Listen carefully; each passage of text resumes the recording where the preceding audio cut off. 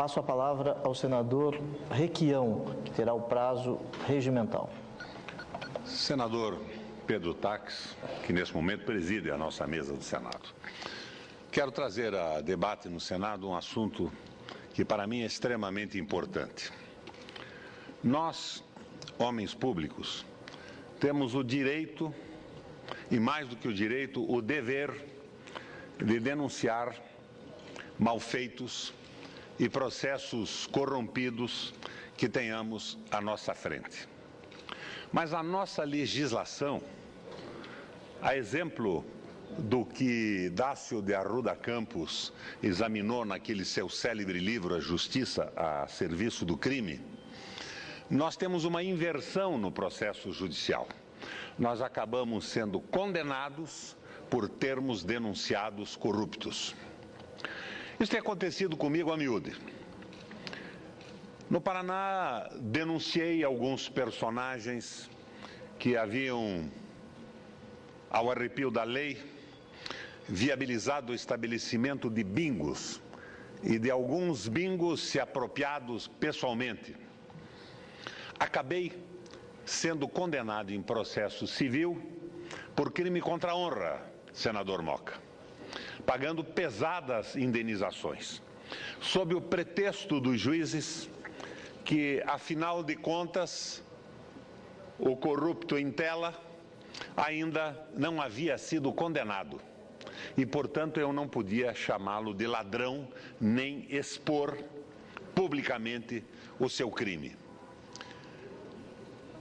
Em 2003, denunciei, por exemplo, ao Ministério Público Federal e ao próprio Tribunal de Contas, denunciei publicamente na televisão do Estado do Paraná um desfalque na Paraná Ambiental. Uma floresta que devia valer mais ou menos 50 ou 60 milhões de reais foi vendida no apagar das luzes do governo que me antecedeu por R$1,5 milhão para um grupo econômico. Não aconteceu nada. Até ontem, ou hoje, quando o Tribunal de Contas diz que verificou um desvio absurdo em relação ao preço da floresta vendida. Eu tenho pagado caro o preço do dever cumprido da denúncia firme e forte contra a corrupção.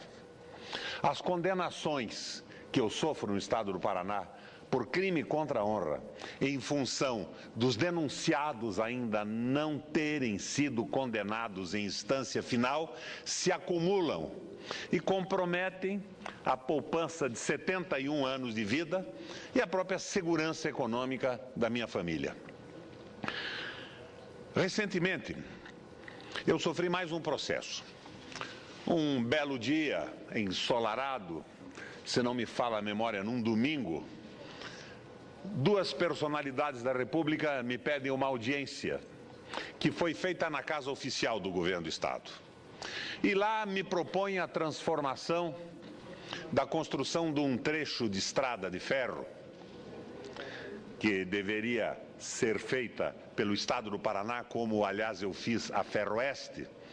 Vossa Excelência de Mato Grosso do Sul conhece essa aventura toda, numa parceria magnífica com o Exército, a transformação numa PPP, parceria público-privada. Como é que funcionaria essa PPP? O orçamento do desvio, calculado pelo governo do Paraná, era de cerca de 150 milhões de reais. Para que eu aquecesse com a ideia da PPP, propunham que o custo da estrada subisse para 540 milhões de reais. Numa equação econômica extremamente interessante.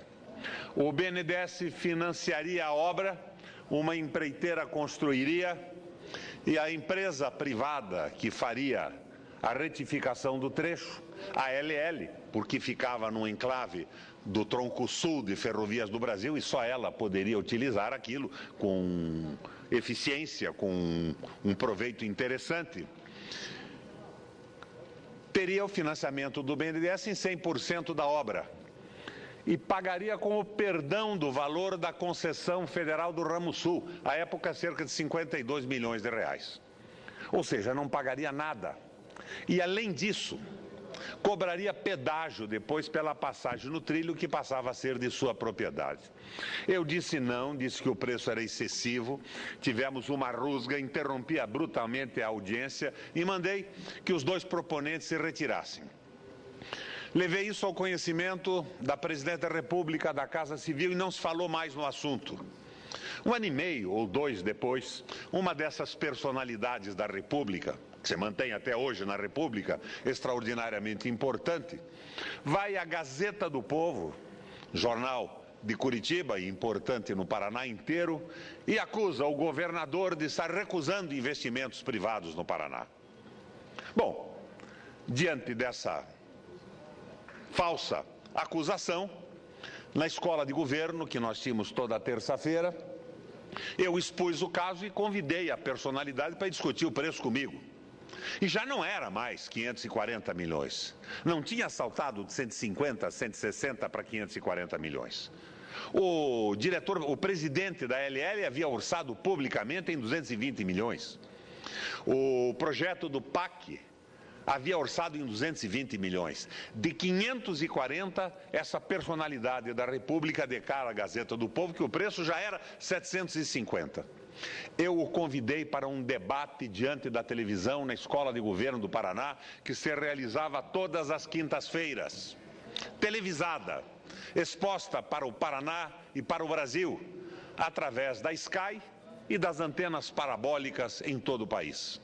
Eu não tive resposta, mas a resposta veio com um processo civil e criminal de crime contra a honra. Acho que provei a exaustão, o acréscimo absurdo de preço. Mas o que me traz a essa tribuna agora, senador Moca, não é isso. Eu tenho aqui em mãos um trabalho de advogados que me defenderam. Professor René Dotti, doutor Alexandre Knofels e doutor Luiz Otávio Salles, que levantam uma tese extremamente pertinente, que é a tese da imunidade parlamentar para prefeitos e governadores, a exemplo do que temos nós aqui na tribuna do Senado, quando denunciarem atos corruptos lesivos ao patrimônio do município, do Estado e da União. Essa tese vai ser examinada pelo Supremo Tribunal Federal nesse processo que moveram contra mim. Eu, que defendi o Estado do Paraná, que não aceitei um sobrepreço, porque o meu preço era 150, 160 milhões, jamais aceitaria 540 ou 760, jamais aceitaria a equação econômica proposta do BNDES financiar, da União abrir mão do pagamento da concessão, o que é praticamente uma doação a preços absurdos. Sou processado, tenho que me defender, perco tempo. E, a rigor, não fossem os advogados, meus antigos companheiros, contemporâneos de faculdade, estaria até liquidado pelo custo processual do pagamento dos meus defensores. Pois muito bem, esta tese vai ser examinada pelo Supremo Tribunal Federal. E é muito importante que nós passemos a examinar essa perspectiva do Dr. René Ariel Dotti e dos advogados do seu escritório.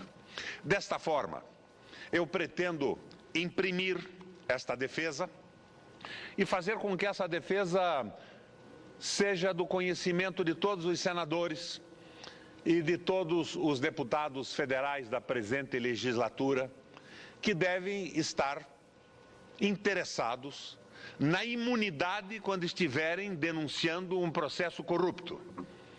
Nós não podemos, no exercício do dever da denúncia, arrostarmos condenações judiciais e processos intermináveis. Então, senador Moca, que sucede o senador Táxi na presidência do Senado, eu quero requerer a Vossa Excelência a transcrição dessa defesa para colocarmos de uma forma perene a tese do Dr. René Dotti nos anais do Senado da República. Eu encaminharei à secretária da mesa, doutora Cláudia, não esse texto escrito, mas dentro de alguns minutos determinarei ao meu gabinete que encaminhe à mesa um meio magnético que transforma a transcrição num processo mais razoável e mais fácil. E é esse requerimento que faço a Vossa Excelência nesse momento. Agora, mudando completamente de assunto. Eu estive reunido com alguns economistas no Rio de Janeiro esse fim de semana. Amigos que há muito tempo me dão assessoria e me ajudam a pensar o Brasil. E me preocupou de forma extrema dois dados, senador Walter Pinheiro.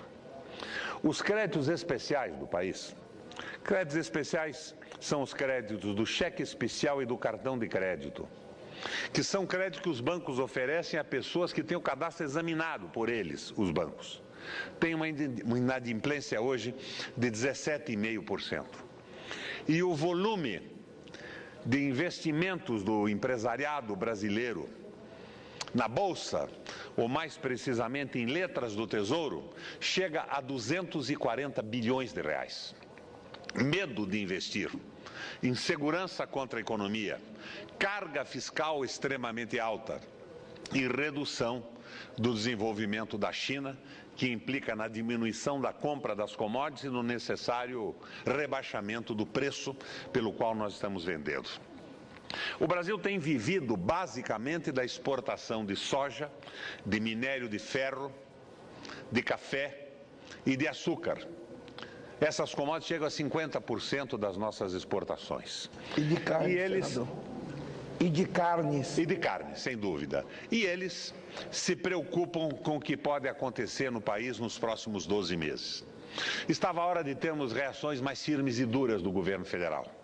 Redução radical de impostos, vem sendo reduzido o imposto no Brasil, a taxa Selic diminuiu, mas o imposto da pessoa jurídica chega aí a 35%, 40% ao ano e da pessoa física vai a 237% ao ano.